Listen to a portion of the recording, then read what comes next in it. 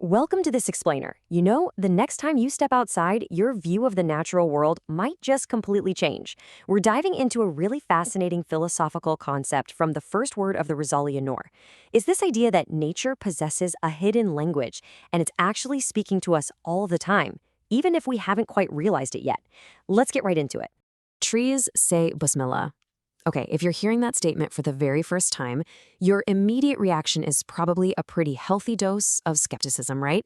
You're probably thinking, look, I've spent plenty of time outdoors, and I have absolutely never heard a tree say a single word, let alone a specific Arabic phrase. And honestly, that is a completely fair point. I know exactly what's popping into your head. The idea of walking right up to a giant oak or an apple tree, pressing your ear firmly against the bark, and whispering, "Excuse me, could you repeat that?" It's just a funny kind of cartoonish image. But don't worry, you definitely don't need to do that. The source material we're breaking down today isn't suggesting anything literal like that at all. Because actually, the idea here is absolutely not that the tree is speaking Arabic out loud with some voice we could just record.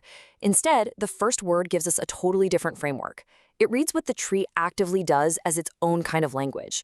So we're shifting our focus completely away from audible sound and moving entirely toward action. The tree's very existence, its day-to-day function, that is its speech. And this brilliantly illustrates a miracle we honestly take for granted all the time.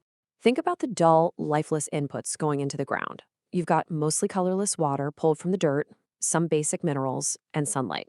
That is literally it. But from those incredibly basic ingredients, the output of an apple tree is just astonishing.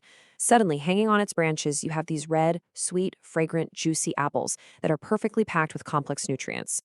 That transformation is so wild that it really begs a few questions.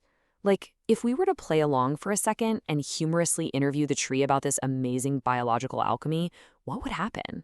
Imagine holding a microphone right up to the branches and asking, "Excuse me? Did you design the recipe for these apples?" What do you think the tree would say?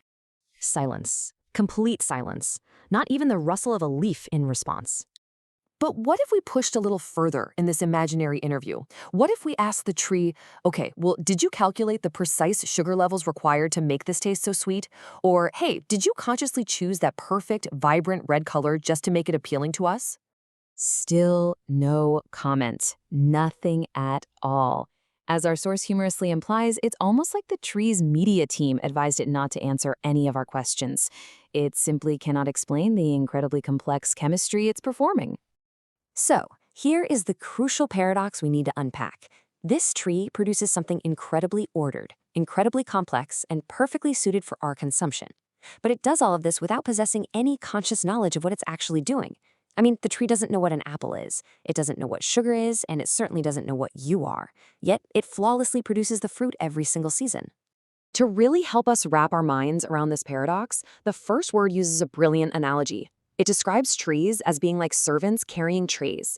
And I love this because it grounds this deep philosophical concept in something incredibly familiar to every single one of us.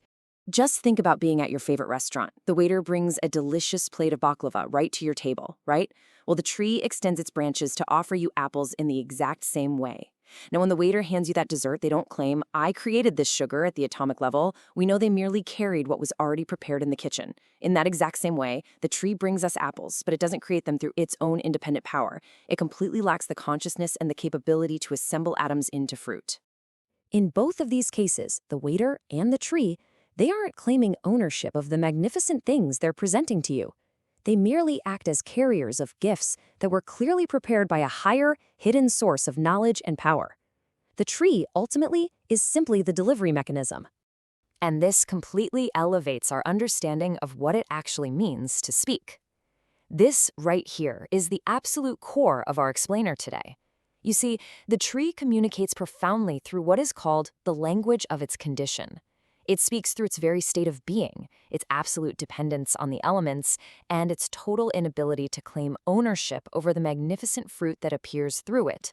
By acting purely as a dependent conduit, by taking lifeless dirt and water and offering up a complex, life-sustaining apple without having the conscious ability to do so, it's as if the tree is boldly declaring to anyone paying attention, "This does not come from my own independent power." And according to the first word, that specific, undeniable state of being, that is exactly how it says Bismillah. It is actively acknowledging a higher source through its very existence. Which leaves us with a really lingering, beautiful thought to take away from all this. We started out wondering why we couldn't hear the trees talking. But if action and dependence and condition are a form of speech, well, maybe nature isn't silent at all. Maybe, just maybe, we have simply been listening for the wrong language this whole time. Think about that the next time you look at a tree.